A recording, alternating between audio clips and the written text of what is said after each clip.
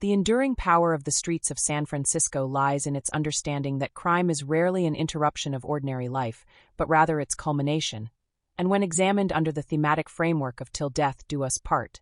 the series emerges as a profound study of how vows, routines, and unspoken agreements can become mechanisms of entrapment when left unexamined, particularly within marriage. Unlike many police dramas of its era, the show consistently situates its most disturbing cases within familiar domestic settings: kitchens, living rooms, bedrooms, spaces traditionally associated with safety,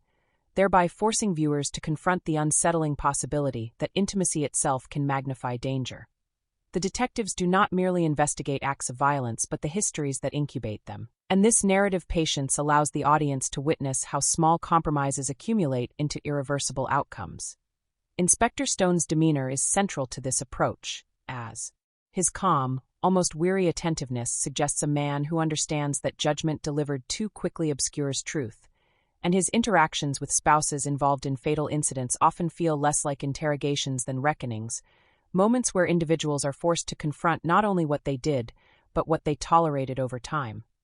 The show's treatment of marriage is neither sentimental nor condemning, portraying it instead as a structure that reflects the emotional competence of those within it, and episodes involving spousal death rarely hinge on singular moments of rage, but on long patterns of neglect, control, or resignation.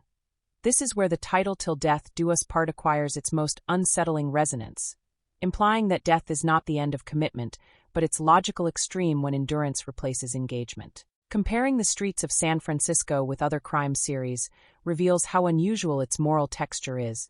as it resists the impulse to reassure viewers that justice restores balance, instead suggesting that resolution often arrives too late to prevent irreversible loss.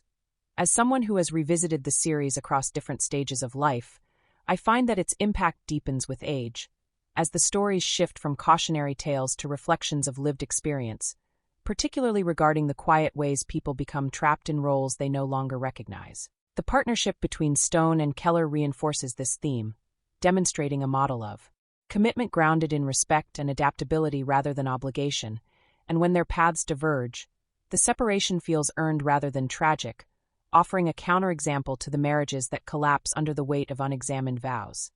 The city functions as a silent witness throughout, its density intensifying isolation, its beauty coexisting with decay, and the show's location shooting grounds its themes in physical reality,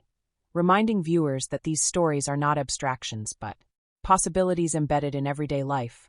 Ultimately, the streets of San Francisco stands apart because it treats death not as spectacle but as consequence, and marriage not as sanctified inevitability but as an evolving moral practice, making Till Death Do Us Part a lens through which the series challenges viewers to reconsider what commitment truly demands, and whether staying together without understanding is a virtue or a quiet form of violence.